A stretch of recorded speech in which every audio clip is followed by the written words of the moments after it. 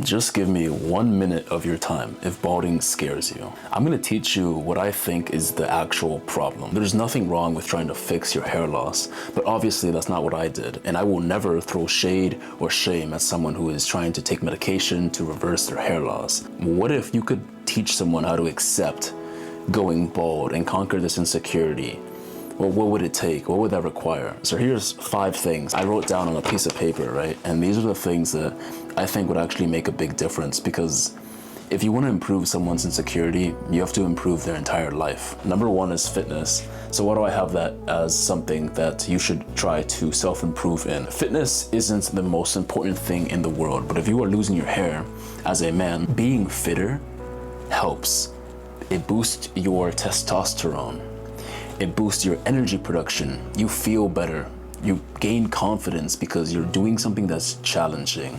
I'm gonna pull up a little study that I have right here. Okay, so check this out. I am American. I live in America, right? And right here, there's, according to AI, a study from National Health and Nutrition Examination Study from 2006 found that less than 10% of Americans, adult Americans, have a body fat below 20% for men.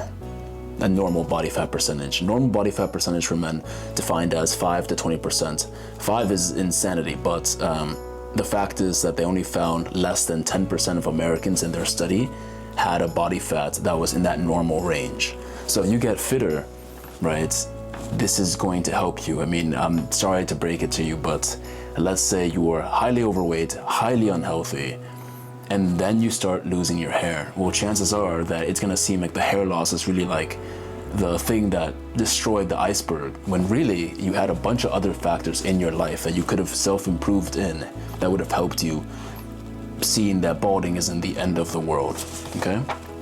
Fitness including things like training, exercise, walking, running, and it doesn't have to be weightlifting. For example, I still have never lifted weights. And matter of fact, I just started yesterday, 2 days ago was my first day of doing weighted calisthenics. Yeah!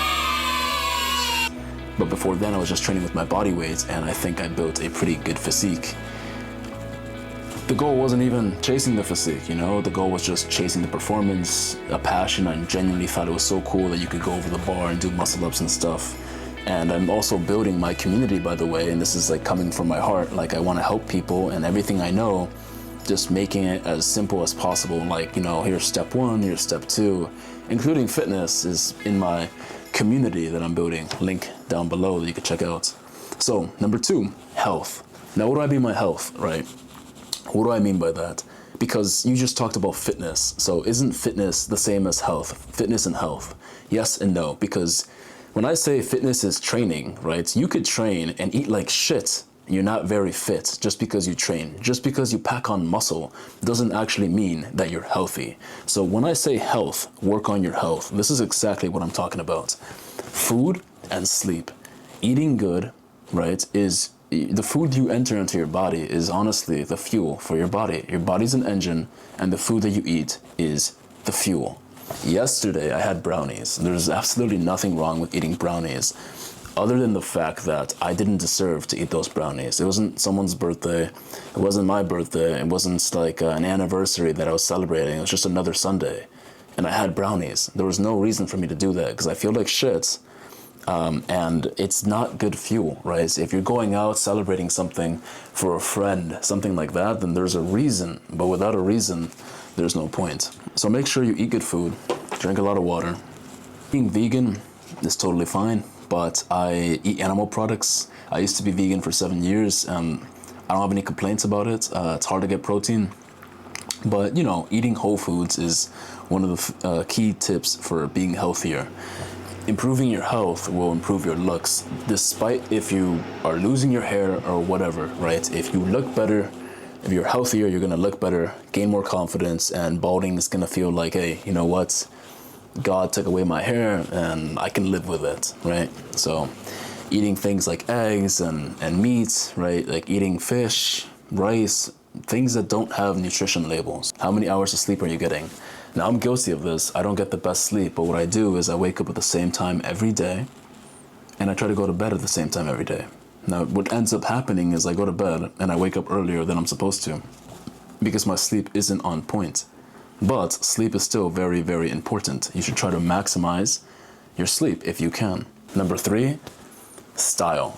All right, what do I mean by style, right? Like, if you're going to rock being bald, if you're going to go for it, like, dress like a man, because this is something that men go through, and you're now an adult, and if you're going to commit to going bald, to dress like a man, right? Just show you, right? Just simple, right? Looks good. Got the black belts, right? Just simple things that are classic. They don't go out of style, right? Dress like a man, improve your fashion.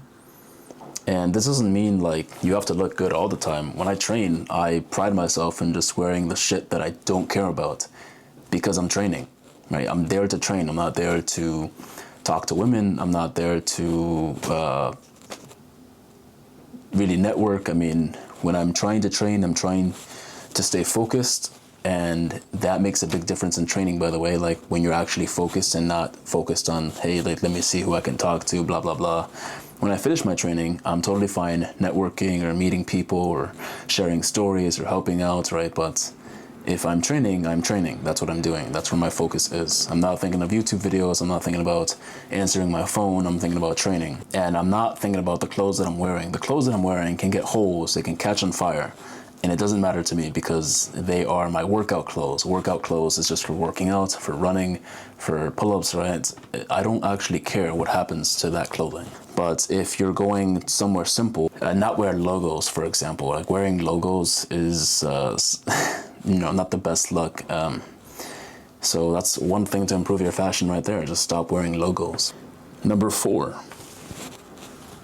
communication.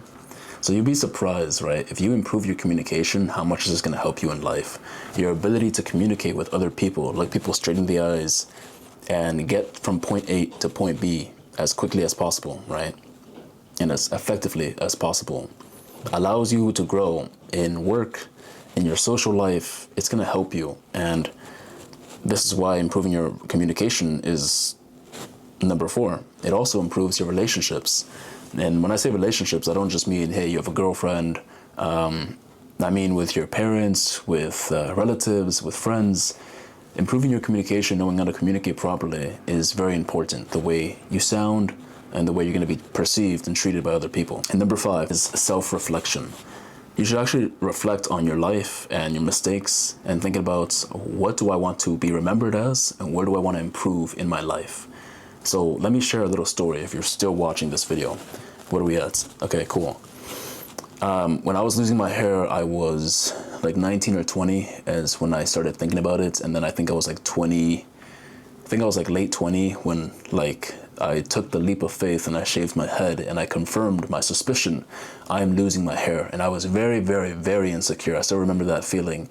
This is not to live in the past, but just to share with you like how amazing it is that you can take that insecurity and make it your strength. I then went on to see that other people had that issue, and I spent the next day writing an entire page on helping people, right? Like an ebook. And then I stopped because I'm human. I procrastinated for like a whole week. But by week 2, I was like, you know what? I had that calling again, that creative calling. It's like when you do something you like, it feels like you're never working a day in your life, but it's still tedious, right? Like writing, even if you're writing about something you enjoy and having to learn how to format things and how to make things proper, it's still a tedious thing, right? It's not like I enjoy writing and being creative, but then you have to learn how to like format it and make it into like a book. And by the end of week 2, losing my hair, this thing that ruined me, made one of the proudest things that I've done, that I've accomplished, is writing that ebook. It's the first ebook that I wrote that I finished. Like I've written things like essays for school and college, but I wrote this ebook and I'm so damn proud of this ebook. I put my heart and soul into this ebook to share my mindset, because even though I make YouTube videos, it's something that sometimes like I'm not perfect at communication myself, but writing, going back and editing each sentence until it's perfect to get a point across as to my mentality on going bald and why it should why this shouldn't matter as much to you, right? Like, here's how this can happen, and here's how this can help for you if you're going through it. That's what I did, and I finished that ebook and I put it in my little community. I got one person to check it out. He loved it, and I'm very proud of that thing. And that never would have happened. That never would have happened had I not gone bald, had I just done what everyone else did, right? The thing is, plenty of people are bald. That's a fact. But they usually hang on to their hair, and it's something that's eating them alive. Versus me, where, yes, I'm losing my hair, but I decided to go bald earlier than I needed to. And that's because I really wanted my mindset to grow, if that makes sense, right? Like, I could probably grow my hair, hang on to it for a little longer, but that's not what I wanted to do. I wanted to be different. I wanted to accept something at a young age and really show people, hey, if you're young, it's okay to go bald, you know? Like, you don't have to just hang on to your hair and be depressed every day that you're losing your fucking hair, right? Like, each day. Like, I wanted to show myself, hey, like, if I do go bald, I can accept what I look like. I can look in the mirror and be like, yeah, I still look great. You know, I still like how I look. And that's what I did. I shaved my head at a young age, and I learned how to deal with all these things. I've been bald for many years now and had no problem in my dating life. Although I've made mistakes which have nothing to do with being bald. I actually got more attention from women.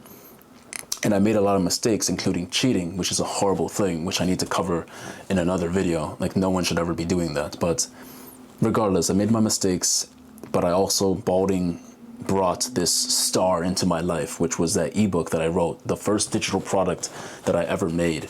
And I'll still forever be so proud of that. It's like running your first mile without stopping. For me, that was a big deal, you know, and you kind of like never forget it. It was the first thing that I made, and I think we're meant to be creative as people. So that's all I got for you. If you still want to check out the community, the link is down below, okay? And I want to make it fair and affordable for you, and you can talk to me and we can figure this thing out.